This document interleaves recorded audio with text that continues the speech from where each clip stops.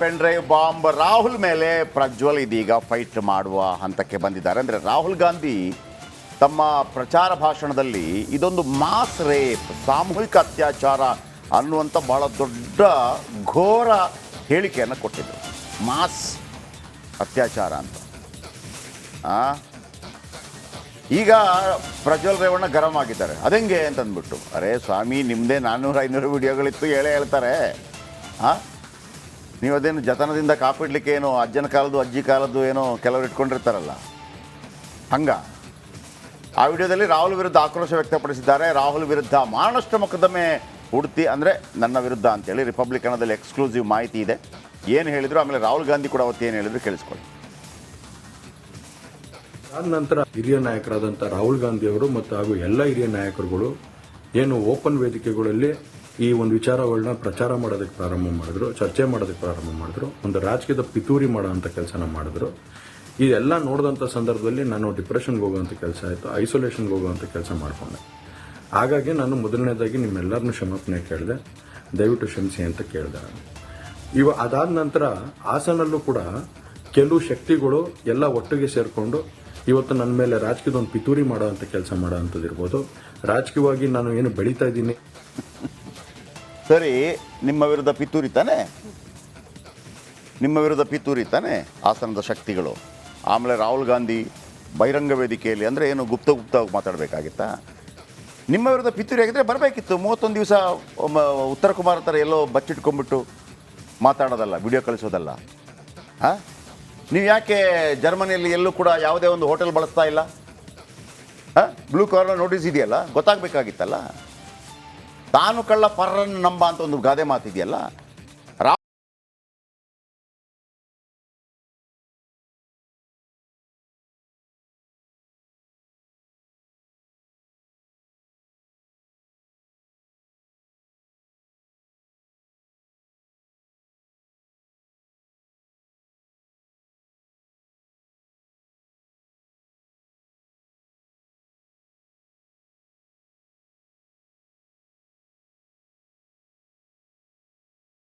ರಾಹುಲ್ ಗಾಂಧಿ ನಿಮ್ಮ ವಿರುದ್ಧ ಆರೋಪ ಮಾಡಿದರೆ ಬರಬೇಕಿತ್ತು, ಎದುರಿಸಬೇಕಾಗಿತ್ತು. ಕೋರ್ಟ್ ಇಲ್ವಾ ಭಾರತದಲ್ಲಿ? ಅಥವಾ ನೀವು ದುಷ್ಟಶಕ್ತಿಗಳು ಮತ್ತು ಶಕ್ತಿಗಳು ಅಂತ ಯಾರನ್ನ ಪ್ರೀತಮ್ ಗೌಡರನ್ನ ಹೇಳ್ತಿದ್ದೀರಾ?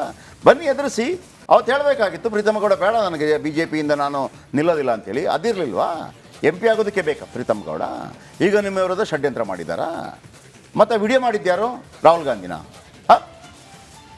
ಯಾರು ವಿಡಿಯೋ ಮಾಡಿದ್ದು?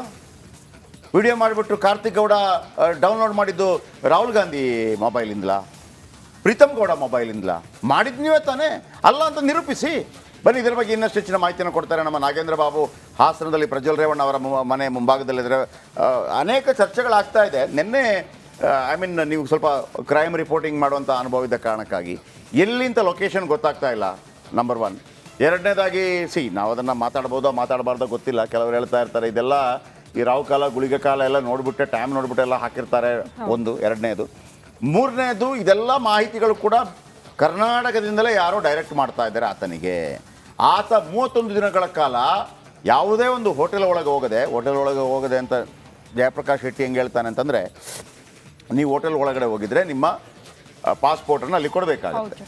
ಅವ್ರು ಯಾವಾಗ ಅದನ್ನು ಅಪ್ಲೋಡ್ ಮಾಡ್ತಾರೆ, ಬ್ಲೂ ಕಾರ್ನರ್ ನೋಟಿಸ್ ಪ್ರಕಾರ ಎಲ್ಲ ಕಡೆ ಆಫೀಸ್ಗಳಲ್ಲಿ ಅದರ ಬಗ್ಗೆ ಬ್ಲಿಮ್ ಇದಾಗುತ್ತೆ. ಹೆಂಗೆ ನಾವು ಯಾವುದಾದ್ರೂ ಊರಿಗೆ ಹೋದಾಗ, ರಾಜಸ್ಥಾನಕ್ಕೆ ಹೋದಾಗ ಅಲ್ಲಿ ಒಂದು ಹೋಟೆಲ್ ತಗೊಂಡಾಗ ನಮ್ಮ ಹತ್ರ ಏನು ಕಳ್ತಾರೆ? ಆಧಾರ್ ಕಾರ್ಡ್. ವಿದೇಶದಲ್ಲಿ ಏನು ಕಳ್ತಾರೆ? ಪಾಸ್ಪೋರ್ಟ್. ಸೊ ಹಾಗಿರುವಾಗ ಇದ್ದೆಲ್ಲ ಅನುಮಾನಗಳು, ಆಮೇಲೆ ನನ್ನ ಮೇಲೆ ಮತ್ತೊಂದಾಗಿದೆ ಮಗದೊಂದಾಗಿದೆ ಅಂತೇಳಿ ಈ ಎಲ್ಲ ವಿಚಾರಗಳನ್ನು ಯಾವ ರೀತಿ ಅವಲೋಕಿಸ್ತೀರಿ ನಾಗೇಂದ್ರ ಬಾಬು? ಎಸ್ ಜಯಪ್ರಕಾಶ್ ಶೆಟ್ಟಿ, ನೋಡಿ, ನೀವು ಆರಂಭದಲ್ಲಿ ಒಂದು ಮಾತನ್ನ ಹೇಳ್ತಾ ಇದ್ರಿ, ಅದು ಅಕ್ಷರಶಃ ಸತ್ಯ. ಒಂದು ವೇಳೆ ಪ್ರಜ್ವಲ್ ರೇವಣ್ಣ ಅವರು ತಪ್ಪು ಮಾಡಿಲ್ಲ ಅನ್ನೋದಾಗಿದ್ದರೆ, ಯಾವಾಗ ರಾಹುಲ್ ಗಾಂಧಿ ಅವರು ಒಂದು ಗಂಭೀರವಾದಂಥ ಆರೋಪವನ್ನು ಮಾಡ್ತಾರೆ, ಅವರ ಮೇಲೆ ಅಲಿಗೇಷನ್ ಮಾಡ್ತಾರೆ, ಮಾರನೇ ದಿನವೇ ಪ್ರತ್ಯಕ್ಷ ಆಗಿ ಅದನ್ನು ನಿಲ್ಲಿಸ್ಬೋದಿತ್ತು. ಆದರೆ ಇಷ್ಟು ದಿನಗಳ ಕಾಲಾವಕಾಶ ಬೇಕಾಯ್ತಾ?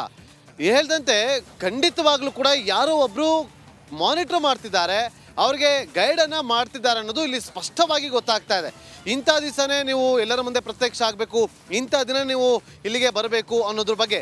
ಯಾಕೆಂದ್ರೆ ನೋಡಿ, ಈಗ ಪಾಸ್ಪೋರ್ಟ್ ಬ್ಲೂ ಕಾರ್ನರ್ ನೋಟಿಸ್ ಹೊರಡಿಸಿರುವಂಥ ಹಿನ್ನೆಲೆಯಲ್ಲಿ ಅವ್ರು ಎಲ್ಲೇ ಹೋದರೂ ಕೂಡ ಅದು ಖಂಡಿತವಾಗ್ಲೂ ಗೊತ್ತಾಗ್ಬಿಡುತ್ತೆ. ಹಾಗಾಗಿ ಅವರು ಹೋಟೆಲಲ್ಲಿ ಸ್ಟೇ ಆಗ್ತಾ ಇಲ್ಲ ಅಥವಾ ಎಲ್ಲೂ ಕೂಡ ಒಂದು ಪ್ಲೇಸಿಂದ ಇನ್ನೊಂದು ಪ್ಲೇಸ್ಗೆ ಹೋಗ್ತಾ ಇಲ್ಲ. ಇದೆಲ್ಲವನ್ನು ಕೂಡ ಗಮನಿಸ್ತಾ ಇದ್ರೆ ಯಾರೋ ಅವ್ರಿಗೆ ಏನಾದರೂ ಒಂದು ಸಹಾಯವನ್ನ ವಿದೇಶದಲ್ಲೂ ಕೂಡ ಮಾಡ್ತಿದ್ದಾರಾ ಅನ್ನುವ ಪ್ರಶ್ನೆಗಳು ಕೂಡ ಉದ್ಭವ ಆಗ್ತಾ ಇದೆ. ತನಿಖೆಯ ಸಂದರ್ಭದಲ್ಲಿ ಇದೆಲ್ಲವೂ ಕೂಡ ಬಹಿರಂಗ ಆಗುತ್ತೆ. ತನಿಖೆಯ ಸಂದರ್ಭದಲ್ಲಿ ಯಾರೆಲ್ಲ ಸಹಾಯ ಮಾಡಿದ್ರು, ಯಾವ ರೀತಿಯಾಗಿ ಅವರಿಗೆ ಮಾನಿಟರ್ ಮಾಡ್ತಾ ಇದ್ರು, ಯಾವ ರೀತಿಯಾಗಿ ಅವರಿಗೆ ಮೆಸೇಜ್ಗಳನ್ನು ರವಾನೆ ಮಾಡ್ತಾ ಇದ್ರು, ಇದೆಲ್ಲವೂ ಕೂಡ ತನಿಖೆಯ ಸಂದರ್ಭದಲ್ಲಿ ಸತ್ಯಾಸತ್ಯತೆ ಹೊರಬರುತ್ತೆ. ಯಾರೆಲ್ಲ ಸಹಾಯ ಮಾಡಿರ್ತಾರೆ ಅವ್ರಿಗೂ ಕೂಡ ಕಂಟಕ ಎದುರಾಗುತ್ತೆ ಅನ್ನೋದ್ರಲ್ಲಿ ಯಾವುದೇ ತಪ್ಪಿಲ್ಲ. ಯಾಕೆಂದ್ರೆ ನೋಡಿ, ಈ ಹಿಂದಿನ ಹಲವು ಪ್ರಕರಣಗಳಲ್ಲಿ ಯಾವುದಾದ್ರು ಒಂದು ಪ್ರಕರಣದಲ್ಲಿ ತಲೆಮರೆಸಿಕೊಂಡಿರುವಂಥ ಆರೋಪಿಗೆ ಆತನಿಗೆ ತಲೆಮರೆಸಿಕೊಳ್ಳೋದಕ್ಕೆ ಸಹಾಯವನ್ನು ಮಾಡಿದಂಥ ಸಂದರ್ಭದಲ್ಲಿ ಅವರ ಮೇಲೂ ಕೂಡ ಕೇಸ್ ದಾಖಲಾಗಿ ಅವರು ಕೂಡ ಅರೆಸ್ಟ್ ಆಗಿದ್ದಂಥ ಸಾಕಷ್ಟು ಉದಾಹರಣೆಗಳಿದೆ. ಸೊ ತನಿಖೆಗೆ ಅಡ್ಡಿಪಡಿಸೋದಾಗಲಿ ಅಥವಾ ಆರೋಪಿಯನ್ನು ತಲೆಮರೆಸಿಕೊಳ್ಳೋದಕ್ಕೆ ಸಹಾಯ ಮಾಡೋದ್ರ ಆಧಾರದಲ್ಲೂ ಕೂಡ ಅವರ ಮೇಲೂ ಕೂಡ ಒಂದು ದೂರುಗಳು ದಾಖಲಾಗುವಂಥ ಸಾಧ್ಯತೆಗಳು ಕಂಡು ಬರ್ತಾ ಇದೆ. ಜಯಪ್ರಕಾಶ್ ಶೆಟ್ಟಿ, ನಾನು ಬೆಳಗ್ಗಿನಿಂದಲೂ ಕೂಡ ಇಲ್ಲಿ ಹಾಸನದಲ್ಲಿರುವಂತಹ ಸಂಸದರ ಅಧಿಕೃತ ನಿವಾಸದ ಮುಂದೆ ಇದ್ದೀನಿ. ಯಾವ ರೀತಿ ಆಗಿದೆ ಅಂತಂದರೆ, ಈ ಪಾಳು ಬಿದ್ದಿರುವಂಥ ಒಂದು ಜಾಗಕ್ಕೆ ಹೋದಾಗ ನಮ್ಗೆ ಯಾವ ರೀತಿಯಾಗಿ ಫೀಲ್ ಆಗುತ್ತೋ ಅದೇ ರೀತಿಯಾಗಿ ನಾವಿಲ್ಲಿ ಬಂದಾಗ ಫೀಲ್ ಆಗ್ತದೆ. ಒಂದು ಸ್ವಚ್ಛತೆ ಕಂಡು ಬರ್ತಾ ಇಲ್ಲ. ಯಾಕಂದರೆ ಪ್ರತಿನಿತ್ಯವೂ ಕೂಡ ಇಲ್ಲಿ ಜನ ಬರ್ತಾ ಇದ್ರು. ಇವಾಗ ಎಷ್ಟು ಸಂಭ್ರಮಾಚರಣೆಗಳು ಆಗ್ತಾ ಇತ್ತು, ಕಾರ್ಯಕ್ರಮಗಳಾಗ್ತಾ ಇತ್ತು.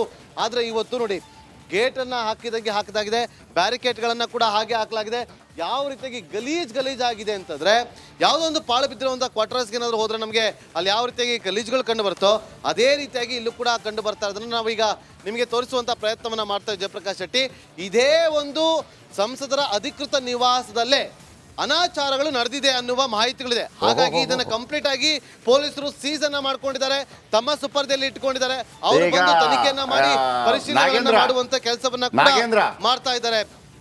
ನಾಗೇಂದ್ರ, ಈಗ ಸಾಧಾರಣವಾಗಿ ಕೆಲವು ಸೂಪರ್ ಹಿಟ್ ಸಿನಿಮಾಗಳು ಶೂಟಿಂಗ್ ಮಾಡಿದ ಈ ಜಾಗ ಅಂತ ಫೇಮಸ್ ಆಗುತ್ತೆ.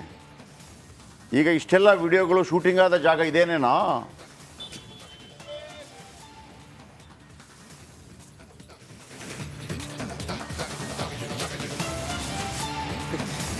ಅದೇ ಪ್ರಶ್ನೆ. ಈಗ ನೋಡಿ, ಈಗ ತನಿಖೆ ನಡೆಸ್ತಾ ಇರುವಂತ ಪೊಲೀಸರು SIT ತಂಡ ಇಲ್ಲಿಗೆ ಸಂತ್ರಸ್ತೆಯನ್ನ ಕರ್ಕೊಂಡ್ಬಂದಿದ್ದಾರೆ.